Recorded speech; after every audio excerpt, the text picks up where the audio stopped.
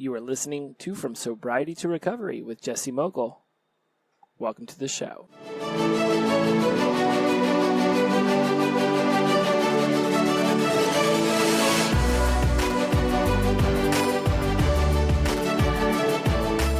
Welcome back, my friends, to another episode of From Sobriety to Recovery. My name is Jesse Mogul, and I am in addiction recovery. It is a pleasure to have you here.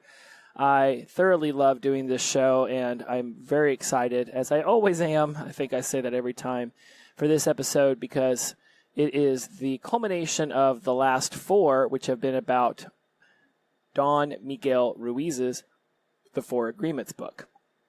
And so today is number 4, Always Do Your Best. If you haven't had a chance to go back and listen to the previous 4, I do a summary about the 4 agreements, and then I go into each of the 4. Number 1, be impeccable with your words.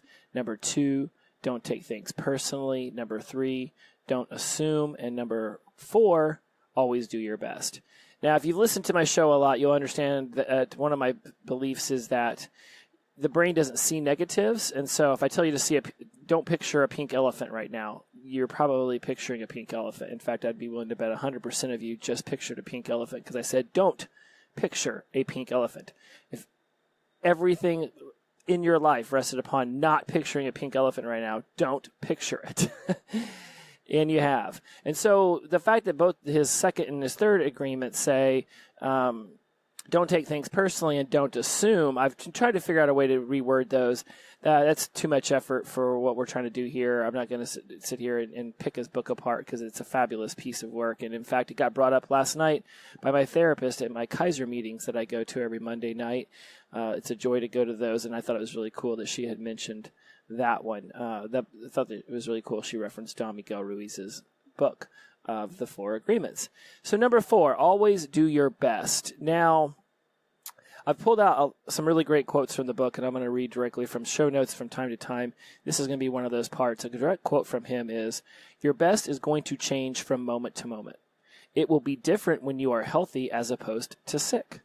Under any circumstance, simply do your best, and you will avoid self-judgment, self-abuse, and regret. This is a great quote. I'm a huge fan of this, and when I read this, I'm getting chills now, getting ready to take what I'm feeling internally and bring it to the external. Have you ever had someone tell you, wow, you did a really great job. Wow, really, you must have worked really hard on that to get that done. Whatever it might be, you gardened, you wrote a book, you did something, and somebody says you really worked hard on it, but you don't think you did. You know deep down inside you were only putting about 60 or 70% into it. Something was going on in your life, and your mind was there. You really didn't care too much about the project, so you were half-assing it just to get something out, and somebody thinks it was really good. And you know how difficult it is to take that compliment whenever you know you haven't done your best?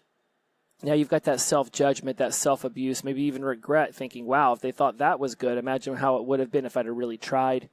When I talk about this on my other podcast, College Success Habits, I talk to college students specifically about doing their best on all the assignments, not leaving it to the 3 days till a term paper is due, and then cramming what should have been 3 months of research and writing and editing and proofreading into what amounts to 3 days. Even if you get an A, you still didn't get out of that project what you were supposed to, and that will pay that you'll pay the piper on that down the road. And so when you hear that, your best is going to change from moment to moment. It will be different when you are healthy as opposed to sick. But under any circumstance, simply do your best, and you will avoid self-judgment, self-abuse, and regret. I just say that know that deep down inside you are putting forth the best effort that you can. Not the best effort somebody else who might be better or worse at whatever it is you're doing would be. Somebody else's skill level doesn't matter. You know, when the Cleveland Browns, who used to be a laughingstock of the league, would put any of their crummy quarterbacks on the field against the New England Patriots, of course, Tom Brady is going to be better than any schmo on the other sideline. But it doesn't mean that the other guy wasn't doing his best. His best was just not as good as Tom Brady's best. And so your best won't always look as good as someone else's, nor will it. What does it mean that your best won't be way better than somebody else's who you thought would have been better, right? Again, there's a lot of self-judgment here, and I'm just trying to steer us away from that. the line that sticks out here is it will be different when you are healthy as opposed to sick. Us being in sobriety and recovery, we know exactly what that feels like. We know what it's like to do our best when we're hungover. What it's like to do our best when we've gotten into an argument, when we've woken up and felt guilty about our behavior from the night before, when we've let others down, when we've let ourselves down, and now we're in recovery, and it's an entirely different barometer that we're measuring ourselves at, right? It's an entirely different perspective that we now are, and I don't want to say judging ourselves, but that we're looking at ourselves through. What my best was whenever I came off of a 3-week bender is no longer my best. I haven't had a 3-week bender in 31 months. By the way, just thought about this. Today's my 31-month anniversary. So could have mentioned that at the beginning of the show. Totally forgot to. That's another thing. Sidebar, that whenever I first got into sobriety and recovery, each one of these month anniversaries held a lot of weight. And I'm noticing as I get deeper into it, certain numbers matter more. 25, 24 months, 30 months, 31, it's like, yay. I like the number 3, so 33 will be cool. I'll make sure to do something fun for that one. 36, of course, will be 3 years, so I will certainly celebrate that. But yeah, it just seems like, today I woke up and almost forgot all about it. So I may post something on Instagram about it. So anyways, back to what our best is when we're healthy opposed to sick. Now we're in a healthy mode, right? So this fourth agreement is the action of the first 3. It's enabling the others to become a habit. It is this agreement of always doing our best. It's the agreement of all 4 of these that ask us to just do enough. But and this is a part, and I've read this, I even got it in the show notes. I don't know how to take this part. It says, just do enough, but not too much. Perfection is not the goal. Doing your best means falling down and getting back up. I don't know what just do enough. I don't like the just do enough, because then how is that your best? And this is a really great conversation. It's something I might even have to delve into on a whole nother show, because I'm not striving to be perfect. When I built the website for the Mexico City retreat I'm taking people on in September, by the way, if that's something that you might be interested in, leave a comment on one of my Instagram posts. I see those a lot more often than I see the DMs, because I get DMs spammed all the time. So if you DM me and I don't see it, it's probably because you're trapped under 30 DM spams. By all means, leave a comment under one of my posts. I see that because I read through all of my comments. Anyways, I'm taking people to Mexico City, and I built a website for it. And did it need to be perfect? No, it did not. It goes live tomorrow. It is whatever it is. I've still got some editing to do.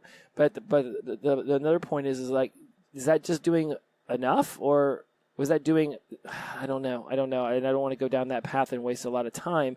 It just confuses me what that means.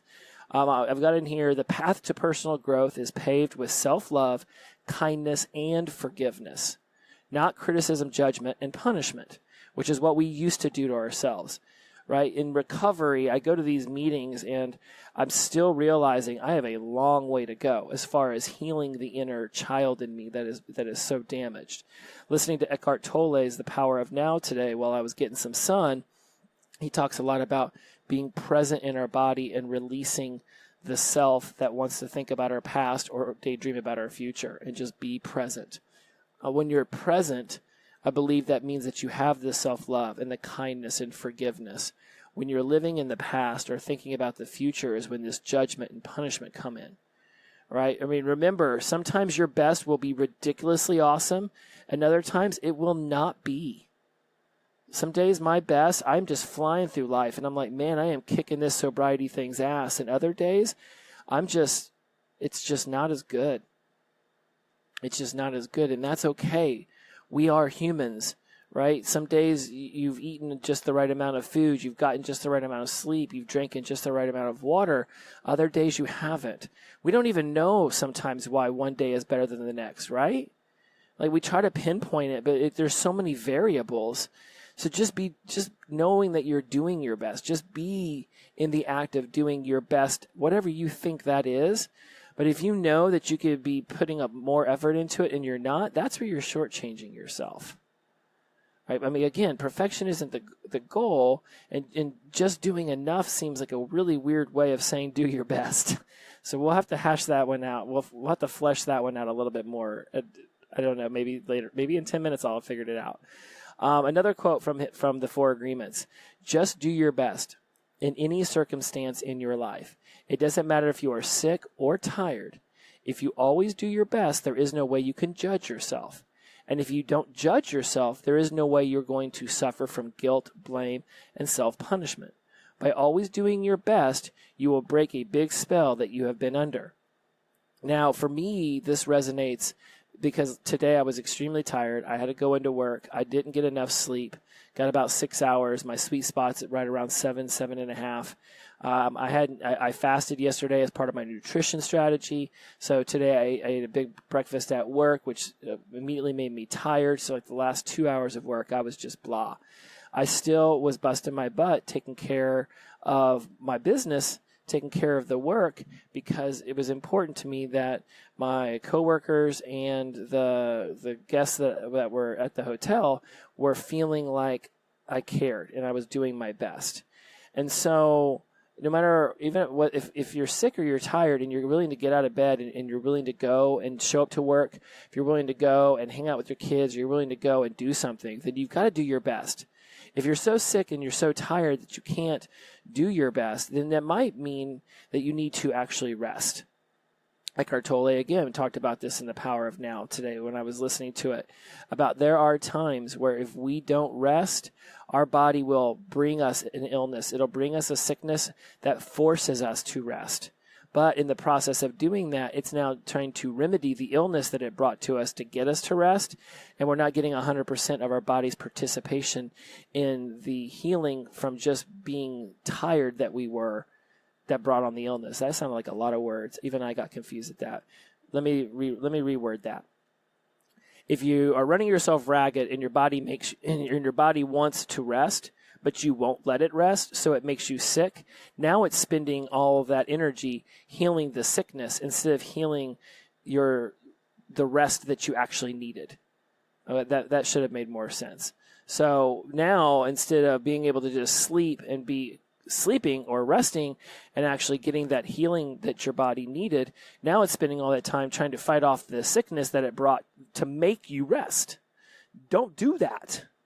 H.A.L.T, hungry, angry, lonely, tired. I posted something about this in Instagram the other day. When I feel those coming on, I immediately start to check myself and say, okay, what am I pushing myself so hard for? And I do. I push myself extremely hard. I don't want anyone telling me I shouldn't be pushing myself this hard. In my career as a life coach and a speaker, I feel like there's certain tasks that if I just sit down and I can edit this entire book in 5 days, why would I drag that out and have it take 50? I want it done. I want to be able to move past it and be able to enjoy other things. So just being mindful of doing your best and how that's affecting your sickness and how that's affecting your health, especially because we are in sobriety. We are in addiction recovery, and we don't get to operate like other people. In fact, we are asking ourselves to operate at a higher state of consciousness. That's why I brought these 4 agreements to you, so that there's a higher state of consciousness. This 4 agreement of always doing your best is the action of the first 3, being impeccable with your words, not taking things personally, not assuming. It is imperative that when you take these other 3 on and then you always do your best, you will be focusing on these other 3, enabling them to become positive habits. It's the agreement that asks you to just do enough, but not too much, but to also your best. Again, I don't understand it. Okay? More or less, keep in your mind that your best is never going to be the same from one moment to the next. Everything is alive and everything is changing inside of you. So your best will be high quality one day and not so much the next. If you try too hard to do your best, maybe this is where Ruiz's quote will help. If you try too hard to do more than your best, you will spend more energy than is needed. And in the end, your best will not be enough. When you overdo, you deplete your body and you go against yourself. and it will take you longer to accomplish your goal. But if you do less than your best, you subject yourself to frustration, self-judgment, guilt, and regrets. No, that did not make it any more simple. What I read at the beginning of it is if you try too hard, right, too hard to do more than your best, you will spend way more energy than is needed. In the end, your best will not be enough. This might have something to do with expectations. If you sit down and you say, my best would be getting this project done in 2 hours, but I'm going to do it in an hour and a half. And now you just push, drive. Then even when you get it done in an hour and a half, you're going to look back and more than likely not be very happy with the result. This would be a lot like me talking to those College Success Habits listeners and telling them that if they put an entire term paper into 3 days, that they're going to be working their ass off to do their best. And they're going to be spending an inordinate amount of energy on it. 12 hours a day. For 3 straight days, nothing else gets their attention but that. But that's not their best. They're going to look back at that and see places where they know that they could have done better had they had more time. So in that, if you overdo, then you do deplete your body. And you go against yourself. You go against your natural rhythm. But at the same time, if you aren't doing your best, and I guess this means, keeping the governor, which a governor is a thing on go-karts that keeps it from going 80 miles an hour. It locks them in at like 30. If you keep your governor at a good pace for yourself, you'll be able to do your best, but you won't be able to push yourself into the red zone where now you're going to exhaust yourself. So you're still doing your best, but you're not trying to push yourself so hard that you lead yourself to frustration. This episode just seems like it's getting really confusing, but I hope that you're getting some of it. I'm going to figure this out. We've got 14 more minutes, by goodness. All of us can do this right now. Doing our best is enough. And again, some days our best looks great, some days it doesn't. A lot of the times, doing our best includes accepting and forgiving ourselves and others for our collective weaknesses and faults. Maybe this is where I should have started the show. I'm not going to re-record this because I don't do that, but that's something right there. If doing our best is accepting and forgiving ourselves and others for our collective weaknesses and faults, that's huge. And that's definitely some H.A.L.T power of now stuff right there. Being able to step outside of yourself and being able to forgive yourself and others for just being human is imperative. I mean, we are all going to make mistakes. And yes, the fact that we're in addiction recovery probably means we made a lot of them. But just because other people aren't in addiction recovery doesn't mean that they also haven't made some. Maybe theirs just are looked at through a different filter because they were sober while they were doing it. Being sober doesn't necessarily mean that their errors were any less forgivable or more forgivable. It just means that it's a different perspective people are going to be witnessing it through. If you do your best in search for personal freedom, in search for that self-love that we all so desire, it's only a matter of time before we find it. H.A.L.T would say we have to release the expectations of finding it to finding self-love in order to find self-love. It's not about trying to daydream or meditate ourselves to this place. We just stand up, act human because we are, and just be honorable like we are, respect our bodies, enjoy them, love them, feed, clean, heal, exercise, do something that makes you feel good. There's a quote in here, or it's something I read somewhere recently that talks about a man comes up to a monk and says, "How long will I have to meditate to reach uber ultra enlightenment?" And the monk goes, 10 years. He goes, "What if I meditate for 8 hours a day? How long will it take?" And the monk replies, 20 years. The idea being that there's certain things like finding self-love, being able to forgive ourselves, being able to go through the steps if you're in AA, being able to go through the 4 main principles of refuge recovery, which I heard recently may have been changed to Dharma. Anyway, somebody referenced it has that at a meeting. It's going to take time to get there. So just be patient with yourself. Right? I mean, these agreements sound like common sense, and we're all capable of sliding backward into the grasp of a lower integrity, humility, gratitude mindset. We are. We've done it. Now we know that integrity, humility, and gratitude are the 3 cornerstones for our addiction recovery. I talk about this a ton because my therapist drills this into my head. I love her mindset on this. Integrity, humility, and gratitude. So if you go back to doing your best and your best is enough, then you have to have that gratitude that just says that I'm so grateful that today I was even able to participate in this activity. Remember, one day you were wishing and dreaming on all the stars that you could be where you're at now. And yeah, it may not be at the top of the mountain with a statue built there in your honor, but you're moving forward. I mean, being human, our egos, this tranced out state we can wander off into, all of these examples that you can possibly think of when you're just tranced and you're out, they move us away from positivity. They move us away from the positivity of these agreements. Don't allow yourself to just get tranced out in this world and be driving down the road and not even paying attention to what's going on and, cutting people off or flipping off people who upset you. I mean, that's the tranced out state. H.A.L.T would say, be present in the moment when you're driving the car. Be present in the moment when you're in the shower. When your brain wants to just turn off and go into habituated mode, and that's why people have some of the best ideas in the shower, because they're tranced out. They're doing everything based off of habit. They don't have to think about it. But it's in doing that that you take yourself out of the beauty of that present moment. I work on this a lot. I am not great at it. Do not think that I think I am. And definitely don't take these words as saying, oh, look, I've mastered it. You must listen to me always. We should all take things that Eckhart Tolle says, very strongly, because I do believe in what he says.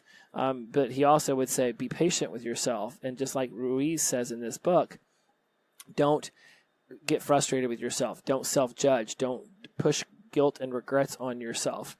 Guilt and regrets, these are things about the past. You can't do anything more about that than ask, make your amends, ask for forgiveness, forgive yourself, and then move on from them.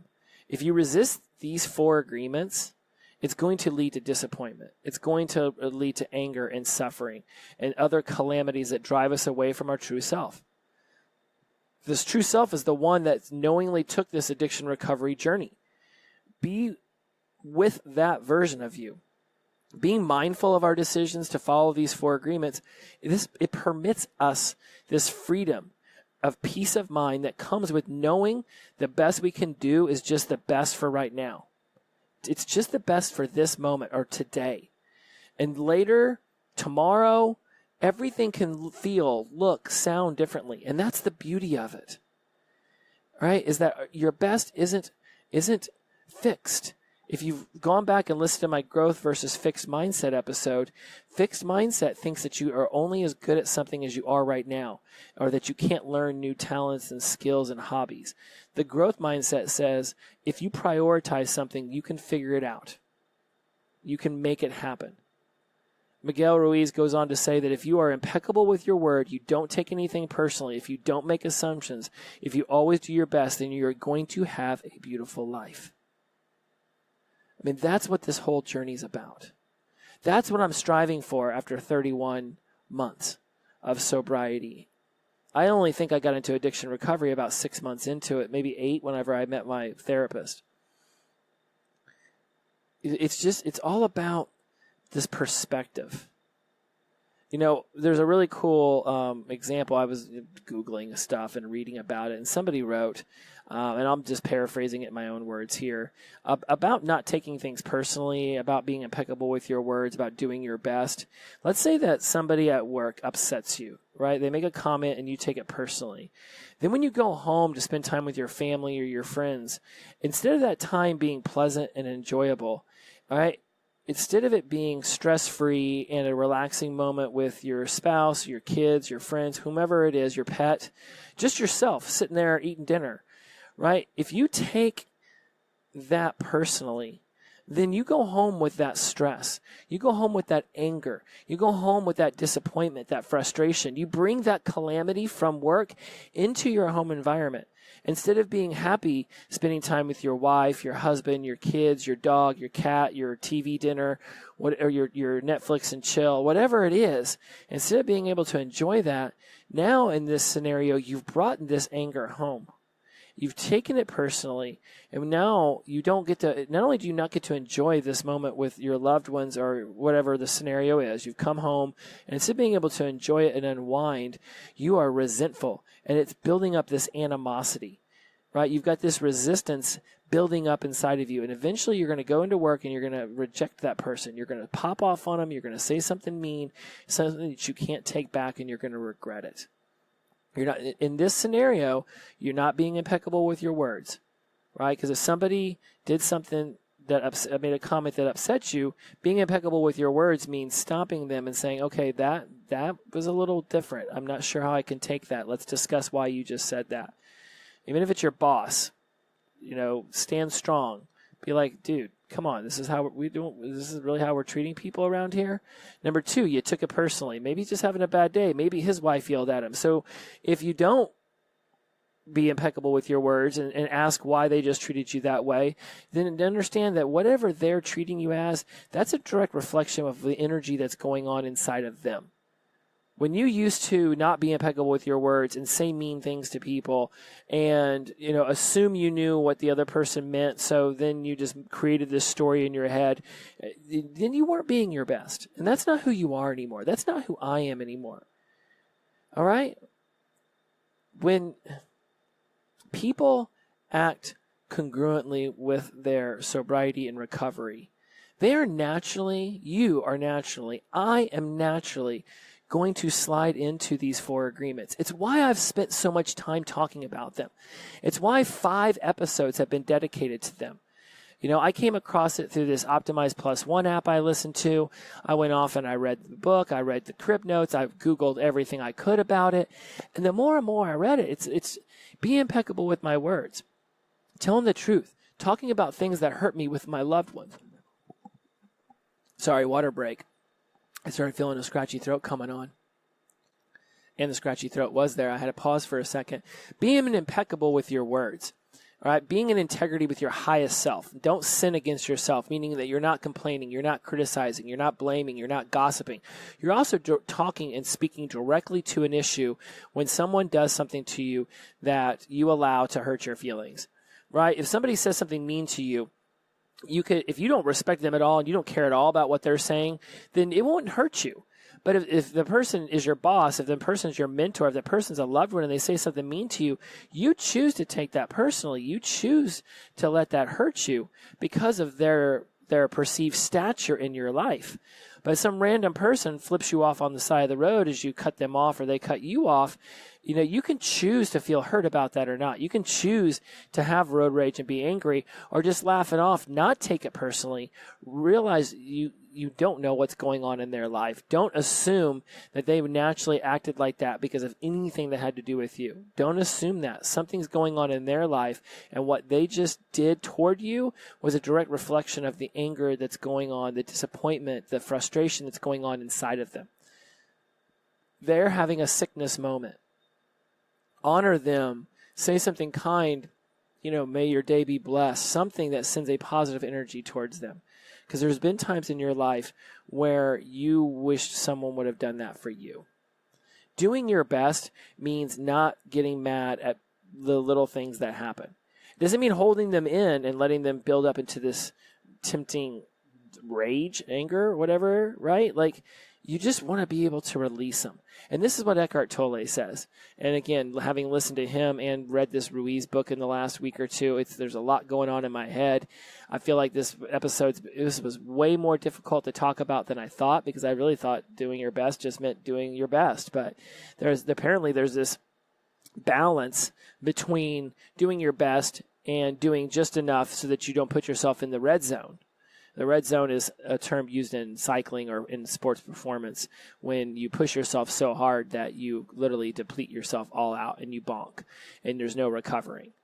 And you don't want to red zone yourself. So you want to do your best and realize that your best is enough. And some days your best isn't going to be redlining yourself. And in fact, it shouldn't be.